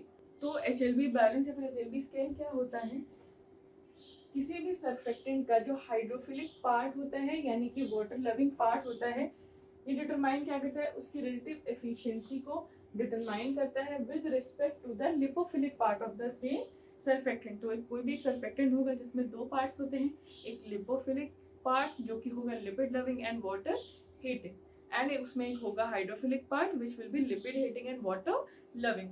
तो ये क्या करता है, उसी के रिलेटिव एफिशिएंसी को डिटरमाइन करता है with respect to the lipophilic part of the same surfactant, इसी को हम क्या कहते हैं HLB बैलेंस और HLB स्केल। तो अब यहाँ पे ग्रिफिन्स स्केल के हेल्प से हम पहले ये देखेंगे कि HLB वैल्यू हम कैसे डिटरमाइन कर सकते हैं। तो ये है आपका ग्रिफिन्स स्केल। ये हमेशा क्या होगा, आपका 0 से 20 तक होता है। इसकी जो रेंज होती है वो 0 से 20 तक होती है। अब आप इसके रेंज के बारे में बात करें तो 0 to 10 क्या होगा आपका लिपोफिलिक पार्ट, एंड 10 to 20 क्या होता है इसमें हाइड्रोफिलिक पार्ट। जितने भी एंटीफोमिक एजेंट्स होते हैं उनकी HLB वैल्यू होती है 1 से 3 के बीच में। जितने भी water and oil emulsifying agents होते हैं उनकी जो HLB वैल्यू है वो होती है 3 से 8 के बीच में। उसके बाद जो वेटिंग और स्प्रेडिंग एजेंट्स होते हैं उनकी जो HLB वैल्यू होती है वो होती है 7 से 9 के बीच में। Then oil in water emulsifying agents जो होते हैं उनकी जो HLB वैल्यू होती है वो होती है 8 से 16 के बीच में। देन जितने भी डिटर्जेंट्स हैं उनके HLB वैल्यू होती है 13 से 16 के बीच में। एंड लास्टली जो सॉल्युबलाइजिंग एजेंट्स होते हैं उनकी HLB वैल्यू होती है बिटवीन 16 to 20। जो ग्रिफिन्स स्केल है, ग्रिफिन्स HLB स्केल है, उसकी हेल्प से हम इजीली जो है किसी भी एजेंट की जो HLB वैल्यू है उसको हम डिटरमाइन कर सकते हैं। तो अब हम देखते हैं कि कौन कौन से मेथड्स हैं जिसकी हेल्प से हम HLB वैल्यू को एस्टिमेट या फिर डिटरमाइन कर सकते हैं। तो पॉलीहाइड्रिक अल्कोहल्स और फैटी एसिड एस्टर्स की HLB नंबर को कैलकुलेट करने के लिए हम यूज करते हैं इस फॉर्मूले को, which is HLB is equal to 20 into the bracket 1 minus S by 8, जहाँ पे S क्या होता है, वो होता है saponification number of the ester and A होता है acid number of the fatty acid. इस फॉर्मूले से हम डिटरमाइन कर सकते हैं। अब यहाँ पे जो सपोनिफिकेशन नंबर की बात हो रही है, अब किसी भी सब्सटेंस जैसे कि वुल, फैट, बीस फैट, इन सब सब्सटेंसेस के सपोनिफिकेशन नंबर के एस्टिमेशन के लिए हम कौन सा फॉर्मूला यूज करते हैं, HLB is equal to E plus P by 5, जहाँ पे E क्या होता है percent by weight of oxyethylene chains and P क्या होता है percent weight by polyhydric alcohol groups in the molecules. तो अगर कोई भी मॉलिक्यूल जिसके अंदर सिर्फ और सिर्फ ऑक्सीथालीन ग्रुप्स ही प्रेजेंट है तो इक्वेशन यहाँ पे क्या बन जाती है, फी जो है वो आपका 0 हो जाएगा, तो इक्वेशन डायरेक्टली क्या बन जाएगी, HLB = E/5। उसके अलावा एक और मेथड है जिसकी हेल्प से हम HLB वैल्यू कैलकुलेट कर सकते हैं। ये फॉर्मूला दिया था हमको डेविस ने, तो that will B HLB = hydrophilic group numbers minus lipophilic group numbers plus 7। तो ये भी बहुत ही सिंपल फॉर्मूला है जिसकी हेल्प से हम HLB वैल्यू को कैलकुलेट कर सकते हैं। तो हम बढ़ते हैं अपने नेक्स्ट टॉपिक की तरफ जो कि है कॉम्प्लेक्सेशन। जैसे कि आप सभी को पता होगा, it is the process of forming complexes. ये कैसे होता है, ड्यू टू द इंटरेक्शन या फिर कोवेलेंट और non covalent interaction between the several chemicals. जो अलग अलग तरीके के केमिकल्स होते हैं उनके बीच में जो भी इंटरेक्शन होता है, उस इंटरेक्शन के बाद क्या होता है, उसमें कॉम्प्लेक्स फॉर्मेशन होता है। उसी फिनोमेना को हम कहते हैं कॉम्प्लेक्सेशन। तो इन्हीं कॉम्प्लेक्स फॉर्मेशन में बहुत सारे फोर्सेस इन्वॉल्व होते हैं जो कि इंटरेक्शन कराते हैं। कौन कौन से बॉन्ड्स होते हैं, कौन कौन से फोर्सेस होते हैं वो हम देखते हैं। वो सबसे पहला इसमें आता है covalent bond force, coordinate covalent bond, van der Waals force, dipole dipole interaction and hydrogen bond. तो ये जितने भी बॉन्ड्स हैं, इन बॉन्ड्स की वजह से क्या होता है, फोर्सेस अकर होते हैं। उन फोर्सेस की वजह से क्या होता है, जो केमिकल्स हैं उनके बीच में, जो भी केमिकल्स हैं उनके बीच में इंटरेक्शंस होती हैं और कॉम्प्लेक्स फॉर्मेशन हो जाता है। नेक्स्ट इसमें जो सबसे ज़्यादा पूछा जाता है वो है क्लासिफिकेशन ऑफ कॉम्प्लेक्सेस और क्लासिफिकेशन ऑफ कॉम्प्लेक्सेशन। तो इसमें मेनली जो होते हैं वो 3 तरीके के कॉम्प्लेक्सेस होते हैं। सबसे पहला इसमें आता है मेटल कॉम्प्लेक्सेस, देन इसमें आता है organic molecular complexes and last इसमें आता है इनक्लूडेड कॉम्प्लेक्सेस। तो और ये जो 3 टाइप्स के कॉम्प्लेक्सेस होते हैं इसमें फर्दर डिवाइडेड हैं 4 टाइप्स के कॉम्प्लेक्सेस में। चलिए इनके बारे में थोड़ा सा हम देखते हैं। तो सबसे पहले आता है मेटल आयन कॉम्प्लेक्सेस। तो कोई भी जो मेटल आयन होता है वो कुछ अदर मॉलिक्यूल्स या फिर आयन से क्या होता है, सराउंडेड होता है। और यही जो सराउंडिंग मॉलिक्यूल्स हैं इनको हम क्या बोलते हैं, लिगेंड्स बोलते हैं, जो कि सेंट्रल आयन से लिंक्ड होते हैं या फिर कनेक्टेड होते हैं वाया कोऑर्डिनेट बॉन्ड, जिनको हम क्या बोलते हैं, डेटिव कोवेलेंट बॉन्ड भी कहते हैं। जो मेटल है जिसको हम सबस्ट्रेट कहते हैं और ये क्या होता है, सेंट्रल एटम होता है। फिर ये बेस यानी कि लिगेंड अटैच है जो कि क्या होता है, इलेक्ट्रॉन पेयर डोनर होता है। और इन्हीं के इंटरेक्शन के बाद क्या होता है, कॉम्प्लेक्स फॉर्म होता है with the help of a coordinate bond. तो इसमें जो types of metal ion complexes होते हैं इसमें कौन कौन से आते हैं, इनऑर्गेनिक कॉम्प्लेक्सेस, चिलेट्स। चिलेट्स में बहुत सारे कंपाउंड्स आते हैं जो कि कॉम्प्लेक्स फॉर्म करते हैं, जैसे कि ग्लाइसिन, यहाँ पे ये सबके स्ट्रक्चर्स दिए हुए हैं, ग्लूकोनेट, सिट्रेट एंड टार्ट्रेट। तो ये क्या है, उन चिलेट्स के स्ट्रक्चर हैं जो कि ऑर्गेनिक एसिड के साथ कॉम्प्लेक्स फॉर्म करते हैं। नेक्स्ट इसमें आते हैं ओलेफिन कॉम्प्लेक्सेस, जैसे कि सिल्वर ओलेफिन कॉम्प्लेक्स जो है वो ओलेफिन कॉम्प्लेक्स का एग्जांपल है। देन इसमें फॉर्म होते हैं एरोमेटिक कॉम्प्लेक्सेस जिसमें आता है pi bond complex, sigma bond complex and sandwich compounds. तो जो पाई बॉन्ड कॉम्प्लेक्सेस होते हैं इनके एग्जांपल की बात करें तो इसमें आता है टोलुइन एंड HCl जो क्या फॉर्म करते हैं, पाई बॉन्ड कॉम्प्लेक्स। देन इसमें आता है सिग्मा बॉन्ड कॉम्प्लेक्स, इसके एग्जांपल में आता है टोलुइन एंड HCl.AlCl3 जो कि क्या है, कैटलिस्ट कपल है जो कि सिग्मा बॉन्ड कॉम्प्लेक्स को फॉर्म करता है। देन इसमें आते हैं सैंडविच कॉम्प्लेक्सेस, इसके एग्जांपल में आता है फेरोसिन और बिस डाइसाइक्लो पेंटाडाइनिल आयरन 2। ये एक सैंडविच कॉम्प्लेक्स है जो कि फॉर्म होता है, उसका एक एग्जांपल है। यहाँ पे जैसे कि आप देख सकते हैं इस डायग्राम में जो स्ट्रक्चर दिया हुआ है इसमें फेरोसिन कंपाउंड क्या करता है, सैंडविच कंपाउंड कॉम्प्लेक्स को फॉर्म करता है। नेक्स्ट इसमें आते हैं ऑर्गेनिक मॉलिक्यूलर कॉम्प्लेक्सेस, तो इनको हम जो है एडिशन कॉम्प्लेक्सेस भी बोलते हैं। ये कैसे फॉर्म होते हैं, जब 2 ऑर्गेनिक मॉलिक्यूल्स लिंक होते हैं वाया इधर इलेक्ट्रोस्टैटिक फोर्स और हाइड्रोजन बॉन्ड, यानी कि इलेक्ट्रोस्टैटिक फोर्स या फिर हाइड्रोजन बॉन्ड की वजह से जब कॉम्प्लेक्स फॉर्मेशन होता है देन उसको हम कहते हैं ऑर्गेनिक मॉलिक्यूलर कॉम्प्लेक्सेस। ये भी डिफरेंट टाइप्स के होते हैं, जैसे कि donor acceptor type complex, for example N dimethyl aniline 2,4,6 trinitro anisole. ये क्या फॉर्म करते हैं, एक मॉलिक्यूलर कॉम्प्लेक्स फॉर्म करते हैं by undergoing certain reactions. Then इसमें आता है चार्ज ट्रांसफर कॉम्प्लेक्स, जब भी 2 मॉलिक्यूल्स होते हैं या फिर 2 सब्सटेंसेस पाई इलेक्ट्रॉन्स को शेयर करते हैं तो उस केस में क्या होता है, आपका चार्ज ट्रांसफर कॉम्प्लेक्स जो है वो फॉर्म होता है। फॉर एग्जांपल बेंजीन एंड ट्राइनाइट्रोबेंजीन, ये अंडरगो करते हैं आयनिक इंटरेक्शन जिसकी वजह से 1:1 में एक कॉम्प्लेक्स फॉर्मेशन हो जाता है। देन इसमें आते हैं इंक्लूजन कॉम्प्लेक्सेस। तो इंक्लूजन कॉम्प्लेक्स जो होते हैं इसको हम ऑक्लूजन कंपाउंड्स भी कहते हैं। ये जो कॉम्प्लेक्स होते हैं इनमें जो सिंगल कंपोनेंट है या कोई भी एक कंपोनेंट जो होता है वो ओपन लैटिस या फिर एक केज लाइक स्ट्रक्चर जो होता है दूसरे कंपाउंड का, उसके अंदर जाके वो इंट्रैप हो जाता है, इसीलिए हम इसको इंक्लूजन कॉम्प्लेक्स या फिर ऑक्लूजन कंपाउंड भी कहते हैं। तो ये कौन कौन से टाइप्स के होते हैं, चलिए हम ये देखते हैं। पहला इसमें आता है चैनल लैटिस टाइप्स। अब वो कैसे, सबसे पहले ये जो आपका है होस्ट मॉलिक्यूल है, ये बिगर कंपाउंड है यूरिया, तो ये हो गया आपका होस्ट मॉलिक्यूल। और गेस्ट मॉलिक्यूल जो है वो है यहाँ पे मिथाइल अल्फा लाइपोइड जो कि है ये पार्ट। तो ये स्मॉलर कंपाउंड है जिसको हम गेस्ट मॉलिक्यूल भी कहते हैं। तो ये क्या है, यूरिया के अंदर एंट्रैप्ड है, इसलिए इसको हम कहते हैं इंक्लूजन कॉम्प्लेक्स। नेक्स्ट इसमें आता है layer types. Layer types complex वही होते हैं जो दो केमिकल कंपाउंड्स जो होते हैं वो एज लेयर एक दूसरे के साथ इंट्रैप होते हैं, लेयर फॉर्म कर लेते हैं, इसलिए हम उसको क्या बोलते हैं, लेयर टाइप्स कॉम्प्लेक्सेस। नेक्स्ट इसमें आता है क्लैथरेट्स। तो जो वॉरफेरिन सोडियम होता है ये क्या है, एक वाइट क्रिस्टलाइन पाउडर है जो कि एक क्लैथरेट है। वो फॉर्म कैसे होता है, it is form between the water and isopropyl alcohol. Warfarin sodium जो होता है ये क्या है, क्लैथरेट है और ये फॉर्म होता है between the water and isopropyl alcohol.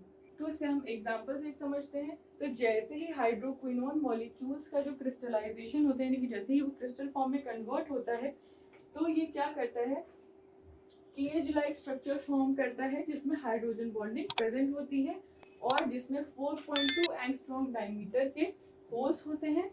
उसके अलावा ये क्या करता है, इसमें स्मॉल मॉलिक्यूल्स का भी इंट्रैपमेंट ये अलाउ करता है कि जैसे कि methyl alcohol, carbon dioxide and hydrochloric acid, ये जो सारे कंपाउंड्स हैं हाइड्रोक्विनोन मॉलिक्यूल्स क्रिस्टलाइजेशन के बाद क्या करते हैं, केज लाइक स्ट्रक्चर फॉर्म करते हैं और ये जो छोटे छोटे कंपाउंड्स हैं ये जाके उसके अंदर इंट्रैप हो सकते हैं। तो जैसे कि आप ये देख सकते हैं ये केज लाइक स्ट्रक्चर है जो कि डिफरेंट कंपाउंड्स हैं वो फॉर्म करते हैं। यहाँ पे एग्जांपल दिया गया है हाइड्रोक्विनोन मॉलिक्यूल्स का। नेक्स्ट इसमें आते हैं मोनोमोलिक्यूलर इंक्लूजन कॉम्प्लेक्स। इसमें क्या होता है, जो एक सिंगल गेस्ट मॉलिक्यूल होता है वो होस्ट मॉलिक्यूल की कैविटी में जाके इंटरैक्ट हो जाता है। इसमें एग्जांपल दिया गया है साइक्लोडेक्स्ट्रिन का, जैसे कि आप फिगर में देख सकते हैं कि ये जो है ये आपका होस्ट मॉलिक्यूल है बीटा साइक्लोडेक्स्ट्रिन का। यहाँ पे ये जो आप देख सकते हैं ये है हाइड्रोफिलिक एंट्रेंस, ये कैविटी बनी हुई है गेस्ट मॉलिक्यूल के एंटर होने के लिए एंड ये इस तरीके से एक जो है मोनोमोलिक्यूलर इंक्लूजन कॉम्प्लेक्स को फॉर्म करता है। देन इसमें आता है मैक्रोमोलिक्यूलर इंक्लूजन कॉम्प्लेक्स, इसको हम मॉलिक्यूलर सीरीज भी कहते हैं। इन कॉम्प्लेक्स में आते हैं जियोलाइट्स, डेक्स्ट्रिन्स, सिलिका जेल्स और सम अदर रिलेटेड सब्सटेंसेस। तो ये जितने भी सब्सटेंसेस हैं ये क्या फॉर्म करते हैं, मैक्रोमोलिक्यूलर इंक्लूजन कॉम्प्लेक्स। तो ये है सारे आपके टाइप्स ऑफ कॉम्प्लेक्सेस। अगेन एक इम्पॉर्टेंट क्वेश्चन है, एग्जाम में कई बार पूछा जाता है तो इसको अच्छे से ही पढ़िएगा। तो नेक्स्ट हम बात करते हैं पीएच की। तो पीएच जैसा कि आप सभी को पता होगा कि पीएच क्या करता है, किसी भी सब्सटेंस की या कंपाउंड की एसिडिटी या फिर एल्कलिनिटी जिसको हम बेसिसिटी भी कहते हैं उसको ये डिटरमाइन करने में हेल्प करता है। तो पीएच क्या होता है, it is the negative of the base 10 logarithm और लॉग ऑफ हाइड्रोजन आयन और हाइड्रोनियम आयन कंसंट्रेशन।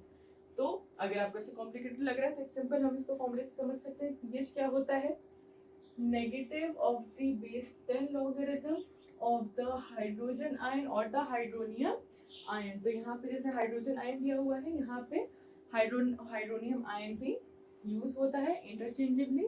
इस फॉर्मूले से किसी भी सब्सटेंस का हम जो पीएच है वो डिटरमाइन करते हैं। तो यहाँ पे सबसे पहले हम सोरेनसन पीएच स्केल के हेल्प से समझेंगे कि हम पीएच जो है वो किसी भी सब्सटेंस से कैसे डिटरमाइन करते हैं। सबसे पहले जो स्केल होता है ये 0 से 14 तक इसकी जो है वो रेंज होती है। तो 0 से 7 तक जितने भी कंपाउंड होते हैं जो पीएच 0 से 7 के बीच में लाई करते हैं वो होते हैं सारे के सारे एसिडिक कंपाउंड्स। pH 7 पे जो लाया करते हैं वो होते हैं न्यूट्रल कंपाउंड्स, एंड 7 से 14 तक जितने भी कंपाउंड्स का pH लाया करता है उन कंपाउंड्स को बोला जाता है अल्कलाइन कंपाउंड्स और बेसिक कंपाउंड्स। अब सोरेनसन ने 1909 में डिफाइन किया था pH को कैसे, as the logarithm of the reciprocal of hydrogen ion concentration. तो सोरेनसन ने क्या किया था, एक नया फॉर्मूला दिया था pH को डिटरमाइन करने के लिए। उसमें उसने क्या किया था, हाइड्रोनियम आयन यानी कि H3O पॉजिटिव आयन का यूज किया था। उसमें उसने सिंपली क्या किया था, जो हाइड्रोजन आयन वाला जो फॉर्मूला अभी हमने पढ़ा था जो कि नेगेटिव बेस्ड एंड लॉगरिथम पे था, उसका क्या कर दिया था, रेसिप्रोकल। तो रेसिप्रोकल करने के बाद यहाँ पे जो नेगेटिव साइन था वो आपका पॉजिटिव में कन्वर्ट हो गया था, एंड हाइड्रोजन आयन की जगह पे क्या यूज हो गया था, हाइड्रोनियम आयन। तो अगर इस सेम इक्वेशन को हम रीअरेंज करें तो जैसे कि आपने मैथ्स में कभी पढ़ा होगा, तो जो log 1/H3O पॉजिटिव यानी कि हाइड्रोनियम आयन दिया हुआ है स्क्वायर ब्रैकेट्स में, इसको हम क्या लिख सकते हैं, log 1 - log H3O पॉजिटिव। ये आपकी सेकेंड इक्वेशन हो गई। तो log 1 की वैल्यू जो होती है वो क्या होती है, 0। तो ये pH का फॉर्मूला क्या बन जाएगा, pH = -log H3O पॉजिटिव। तो ये क्या हो गई, ये फॉर्मूला में किसने दिया था, सोरेनसन ने।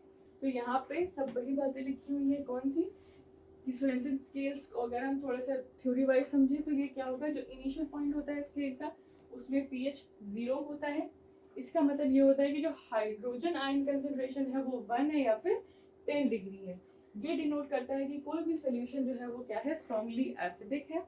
जो अदर एंड यानी कि जो अदर एंड होता है स्केल का, वहाँ पे क्या होता है, pH 14, यानी कि जो हाइड्रोजन आयन कंसेंट्रेशन है वो क्या है, 10⁻⁻14। ये क्या डिनोट करता है कि जो कोई भी सोल्यूशन है वो स्ट्रांगली अल्कलाइन है या फिर बेसिक है। फिर इस स्केल का जो मिडिल पॉइंट होता है, जो सेंट्रल पॉइंट होता है, वो डिनोट करता है pH 7। तो यहाँ पे क्या होगा, जो हाइड्रोनियम आयन होगा वो किसके बराबर हो जाएगा, हाइड्रोक्सिल आयन के। यानी कि यहाँ पे जो हाइड्रोजन आयन का कंसेंट्रेशन होगा वो 10⁻⁻7 होगा। यानी कि ये डिनोट करेगा कि सोल्यूशन जो है वो न्यूट्रल है। तो इन सब स्टेटमेंट से हमें क्या समझ में आता है कि जो pH 7 के नीचे वाला जो रीजन है वो होगा आपका एसिडिक, एंड pH 7 के ऊपर का जो रीजन ये पूरा होगा, ये होगा आपका अल्कलाइन। ये बात हुई pH की। नेक्स्ट अब हम देखते हैं कि बफर्स क्या होते हैं। तो यहाँ पे बात होगी pH की, हम स्टार्ट करते हैं बफर से। तो बफर्स क्या होते हैं, जो pH के जो चेंज होता है उसको वो रेसिस्ट करते हैं, यानी कि किसी भी सोल्यूशन के pH को वो चेंज नहीं होने देते हैं। तो बफर सॉल्यूशंस की अगर हम बात करें तो बफर सॉल्यूशंस वो सॉल्यूशंस होते हैं जो कि पीएच जिनमें चेंज नहीं होता है या फिर बहुत ही स्लाइट चेंज होता है पीएच में, जब भी स्मॉल अमाउंट ऑफ एसिड यानी कि हाइड्रोजन आयन या फिर बेस यानी कि हाइड्रोक्साइड आयन जो है उनमें ऐड किया जाता है। उनके एडिशन के बाद क्या होता है, या तो उनका पीएच बिल्कुल भी चेंज नहीं होता है या बहुत ही माइन्यूट चेंजेस उसके पीएच में होते हैं। उन सॉल्यूशंस को हम क्या बोलते हैं, बफर सॉल्यूशन। तो एक बफर सॉल्यूशन की दूसरी डेफिनेशन क्या है, कोई भी सॉल्यूशन जो कि पीएच चेंज को क्या करता है, रेजिस्ट करता है on the addition of small amount of acid or alkali due to its reserved acidity or alkalinity property। तो आई होप यहाँ पे आप समझ गए होंगे कि बफर्स क्या होते हैं। तो हम कुछ कैरेक्टरिस्टिक्स की बात करते हैं कि बफर सॉल्यूशंस जो है वो होते क्या हैं। तो बफर सॉल्यूशंस जो होते हैं उनका जो पीएच होता है वो डेफिनेट होता है, जैसे कि हमने बताया कि वो चेंज नहीं होता है। क्यों? क्योंकि जो उसकी एसिडिटी और एल्कलिनिटी प्रॉपर्टी होती है वो रिजर्व्ड होती है, फिक्स होती है। उसके बाद उसका जो पीएच है वो चेंज नहीं होता है, इवन इफ उसको लॉन्ग ड्यूरेशन तक स्टोर किया जाए, बहुत लंबे समय तक स्टोर करने के बाद भी उसका जो पीएच है वो चेंज नहीं होता है।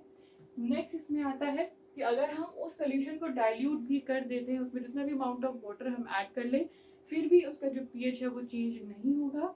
उसके अलावा जब भी हम स्मॉल अमाउंट ऑफ एसिड या बेस या फिर एल्कली ऐड करते हैं तो उसका पीएच जो है वो स्लाइट या फिर माइन्यूट चेंजेस जो है वो शो कर सकता है। तो जो बफर सॉल्यूशंस होते हैं दो तरीके के होते हैं, acid buffers and basic buffers.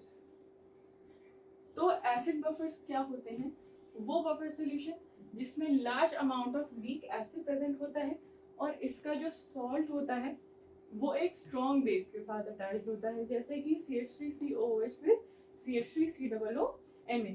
तो ये जो सॉल्यूशंस हैं ये क्या होता है, ये होते हैं एसिडिक बफर्स। दूसरा इसमें आते हैं बेसिक बफर्स। ये जो बफर सॉल्यूशंस होते हैं इसमें large amount of weak base present होता है और इसका जो सॉल्ट होता है वो स्ट्रॉन्ग एसिड के साथ होता है। For example NH4OH and NH4Cl, यानी कि अमोनियम हाइड्रोक्साइड और अमोनियम क्लोराइड का जो सॉल्यूशन है वो कहलाता है बेसिक बफर। अब हम थोड़ा सा बफर इक्वेशन को समझने की कोशिश करेंगे यहाँ पे with the help of Henderson Hasselbalch equation. Again एक बहुत ही इंपॉर्टेंट टॉपिक है, इसको जरूर ध्यान से पढ़िएगा। तो यहाँ पे हम क्या लेंगे, एक बफर सॉल्यूशन जिसमें वीक एसिड प्रेजेंट है और जो कि हाईली डिसोसिएटेड है, डिसोसिएटेड सॉल्ट जिसमें प्रेजेंट है, यानी कि वीक एसिड जिसको हम HA से डिनोट कर रहे हैं यहाँ पे, और एक हाईली डिसोसिएटेड सॉल्ट जिसको हम डिनोट करें Na पॉजिटिव A नेगेटिव से। तो आयनाइजेशन अगर हम कराएं इस वीक एसिड का तो ये इक्वेशन इसको रिप्रेजेंट कर रहा है कैसे, Ha+H2O, sign of reversible reaction. यहाँ पे आ जाएगा आपका hydronium ion and A negative ion. तो यहाँ पे क्या होगा, जो आयनाइजेशन कांस्टेंट है यानी कि Ka, इसको हम कैसे कैलकुलेट कर सकते हैं, H3O positive in the square bracket another square bracket A negative divided by weak acid or HA again in the square bracket। तो इस जो सॉल्यूशन है, इस टाइप के सॉल्यूशन का जो हाइड्रोनियम आयन कंसंट्रेशन है उसको हम किस तरह से लिख सकते हैं, hydronium ion will give Ka square bracket acid divided by square bracket salt. अगर हम दोनों तरफ लॉग लें और जो साइंस हैं उनको हम रिवर्स कर दें, यानी कि पॉजिटिव साइन को नेगेटिव कर दें, नेगेटिव साइन को पॉजिटिव कर दें, तो ये इक्वेशन क्या बन जाएगी, log H positive equal to minus log H positive equal to minus log Ka plus log square bracket salt divided by square bracket acid bracket close. या फिर इसको हम कुछ इस तरीके से भी लिख सकते हैं, pH, जैसा कि आपने ऊपर पढ़ा था कि माइनस log H प्लस क्या था, pH था, pH का फॉर्मूला था, तो इसकी जगह पे हमने क्या लिख दिया, pH। देन log Ka की जगह पे क्या आ गया, pKa। सिमिलरली जैसे कि हमने minus log H hydrogen ion में किया था, तो यहाँ पे आपका हो गया pKa plus log bracket square bracket salt divided by square bracket acid and simple bracket closed. तो वो बफर सॉल्यूशन pH जिसमें known amount of weak acid होता है और उसका सॉल्ट जो है उसको हम कैसे कैलकुलेट कर सकते हैं, इस इक्वेशन से, यानी इक्वेशन नंबर 2 से। और इसी इक्वेशन को हम क्या कहते हैं, हेंडरसन-हाजलबैच इक्वेशन। तो इसी तरीके से अगर हम एक ऐसे सॉल्यूशन का pH डिटरमाइन करना चाहते हैं जिसमें वीक बेस प्रेजेंट है, तो इसको हम क्या कर सकते हैं, यहाँ पे हम लेंगे हाइड्रोक्साइड आयन, यहाँ पे हम लेंगे Kb base square bracket base divided by square bracket salt. Then यहाँ पे जैसे हमने वहां पे pH लिखा था, यहाँ पे क्या हो जाएगा, POH, Kb की जगह क्या आ जाएगा, PKb plus log simple bracket square bracket salt divided by square bracket base and simple bracket close. इसी तरीके से हम वीक बेस का भी pH डिटरमाइन कर सकते हैं। तो फिर क्या, जैसे ही हम इस इक्वेशन 3 जो है, हम इस इक्वेशन से जैसे ही हम pOH की वैल्यू को डिटरमाइन कर सकते हैं, तो उसी सिमिलर तरीके से pH को भी डिटरमाइन कर सकते हैं। कैसे, pH plus POH is equal to pKw is equal to 40। तो इस तरीके से हम क्या कर सकते हैं, pH की वैल्यू को डिटरमाइन कर सकते हैं। नेक्स्ट अब हम बात करते हैं बफर कैपेसिटी की। तो बफर कैपेसिटी क्या होता है, द एबिलिटी और efficiency of a buffer to resist the changes in pH, यानी कि एक बफर जिस हद तक भी किसी भी pH के चेंज को रेजिस्ट कर सकता है, उसका चेंज नहीं होने देता है, उसकी उसी कैपेबिलिटी या फिर एफिशिएंसी को हम बोलते हैं बफर कैपेसिटी। इसको डिनोट किया जाता है बीटा से। And it can also be defined as the amount of strong acid और base that must be added to 1 liter of a buffer solution to change its pH by 1 unit। यानी कि एक और तरीके से हम इसको कैसे डिफाइन कर सकते हैं कि जितना भी अमाउंट ऑफ स्ट्रॉन्ग एसिड या बेस हम किसी भी 1 लीटर के बफर सॉल्यूशन में ऐड करते हैं, ताकि उसका जो pH है हम 1 यूनिट तक चेंज कर सकें, इसको भी हम क्या बोलते हैं, बफर कैपेसिटी। अब यहाँ पे हम बफर कैपेसिटी का फॉर्मूला देख लेते हैं। तो it can be calculated as beta is equal to delta B divided by delta pH. तो यहाँ पे डेल बी क्या होगा, ग्राम इक्विवेलेंट और स्ट्रॉन्ग एसिड और base to change the pH of 1 litre buffer solution. Delta pH यहाँ पे क्या होगा, change in pH caused by the addition of strong acid or a base। तो इस फॉर्मूले की हेल्प से हम क्या कर सकते हैं, बफर कैपेसिटी को इजीली कैलकुलेट कर सकते हैं। तो नेक्स्ट अब हम देखेंगे कि बफर्स की क्या क्या एप्लीकेशन है biological and the pharmaceutical system में। तो बायोलॉजिकल सिस्टम की हम बात करें तो ये ब्लड के पीएच को रेगुलेट करने में हेल्प करता है, क्योंकि जो ब्लड का जो पीएच होता है वो फिक्स होता है 7.35 से 7.45 के बीच में, यानी कि अगर हम ऑन एन एवरेज देखें तो ब्लड का पीएच होता है 7.4। तो ब्लड के पीएच को मेंटेन करने में ये हेल्प करता है। नेक्स्ट ये हेल्प करता है एंजाइम के फंक्शनिंग में, सेल्यूलर होम्योस्टेसिस, यानी कि सेल का जो इक्विलिब्रियम है बॉडी में, सेल का जो बैलेंस है हमारी बॉडी में वो मेंटेन करने में हेल्प करता है। नेक्स्ट ये क्या करता है, प्रोटीन स्टेबिलिटी को मेंटेन करता है, प्रोटीन्स को स्टेबलाइज करने में ये हेल्प करता है। उसके अलावा ये क्या करता है, नर्व फंक्शन जो है उसमें ये हेल्प करता है, नर्व के फंक्शन को एफिशिएंट बनाता है। उसके अलावा जो यूरिन का पीएच है ये उसको भी मेंटेन करने में हेल्प करता है। नेक्स्ट इसमें क्या आता है, सेल कल्चर। तो बफर सॉल्यूशंस या फिर बफर्स को क्या करते हैं, सेल कल्चर सॉल्यूशंस में ऐड कर दिया जाता है, यानी ताकि किसी भी सेल्स को के डेवलपमेंट या फिर सर्वाइवल के लिए एक आइडियल पीएच एनवायरनमेंट को मेंटेन किया जा सके। And last but not the least, ये जो है जो बफर्स हैं ये क्या करते हैं, डाइजेशन में भी हेल्प करते हैं। तो ये हो गए बायोलॉजिकल सिस्टम में इसके एप्लीकेशंस। नेक्स्ट इसमें आता है application of buffers in the pharmaceutical system. सबसे पहला फार्मास्यूटिकल सिस्टम में कैसे ये हेल्प करता है, इनको क्या किया जाता है, एज अ कंपोनेंट यूज किया जाता है फार्मास्यूटिकल फॉर्मुलेशन में, ताकि प्रोडक्ट का पीएच जो है वो उसका लेवल जो है वो कम किया जा सके, ताकि जो ऑप्टिमल स्टेबिलिटी है किसी भी फॉर्मुलेशन की वो मेंटेन रहे। नेक्स्ट इसमें आता है पेरिफेरल प्रिपरेशंस, यानी कि इंजेक्शंस। तो ये क्या करता है, जितने भी इंजेक्शंस होते हैं उसके पीएच को मेंटेन करता है। उसको पीएच को मेंटेन करता है कैसे, वो उनके पीएच को, जो ब्लड का पीएच है विच इज 7.4 उनके बराबर ला देता है, ताकि जब भी कोई इंजेक्शन के थ्रू कोई भी मेडिसिन जब एडमिनिस्टर की जाए तो वो कोई भी इरिटेशन या फिर कोई भी साइड इफेक्ट ना कॉज करे। नेक्स्ट इसमें आता है ऑप्थाल्मिक प्रिपरेशन, जैसे कि आई के लिए जितनी भी प्रिपरेशंस यूज होती हैं, for example eye drop, eye ointment, इन सब के पीएच को भी मेंटेन करने के लिए हेल्प करता है। क्यों, क्योंकि जो ऑप्थाल्मिक प्रिपरेशंस हैं उनका जो पीएच है वो लैक्रिमल फ्लूइड के अकॉर्डिंग ही मेंटेन किया जाता है, ताकि वो ऑप्टिमम फिजियोलॉजिकल पीएच रेंज में रहे। जो पीएच रेंज होती है लैक्रिमल फ्लूइड की वो 7 to 8 के बीच में होती है, लेकिन इसकी जो बफरिंग एबिलिटी होती है, यानी कि डिफरेंट बफरिंग सॉल्यूशंस के अकॉर्डिंग ही क्या करता है, अपने आप को अडेप्ट कर सकता है और ये हैंडल कर सकता है preparations with the pH between 3.5 to 10.5 without experiencing any pain, यानी कि इसके अंदर हाई बफरिंग क्वालिटी होती है और ये हाई पीएच लेवल्स को भी मेंटेन या फिर उससे अडेप्ट कर सकता है। तो नेक्स्ट इसको यूज किया जाता है ऑइंटमेंट्स और क्रीम्स में, जितने भी टॉपिकल प्रोडक्ट्स हैं जैसे कि ऑइंटमेंट्स, उनको उनमें बफर्स ऐड कर दिए जाते हैं ताकि वो उस फॉर्मुलेशन की स्टेबिलिटी को मेंटेन कर सके, ताकि उनको जब भी स्किन पे किसी भी बॉडी पार्ट में अप्लाई किया जाए तो वो बिल्कुल भी इरिटेशन या फिर पेन ना कॉज करे। तो यहाँ पे हम एंड करते हैं इस टॉपिक को। तो जितने भी टॉपिक्स मैंने आपको इस फुल बुक रिवीजन वीडियो में बताए हैं उनको अच्छे से पढ़ के जाइएगा। And all the best for your exams. And इसी तरीके के और सारे हेल्पफुल वीडियोस को देखने के लिए आप जो हमारा चैनल है ठाकुर पब्लिकेशन का फार्मेसी न्यूज़ एंड बुक्स, उसको सब्सक्राइब भी कर सकते हैं। And also do like, comment and share.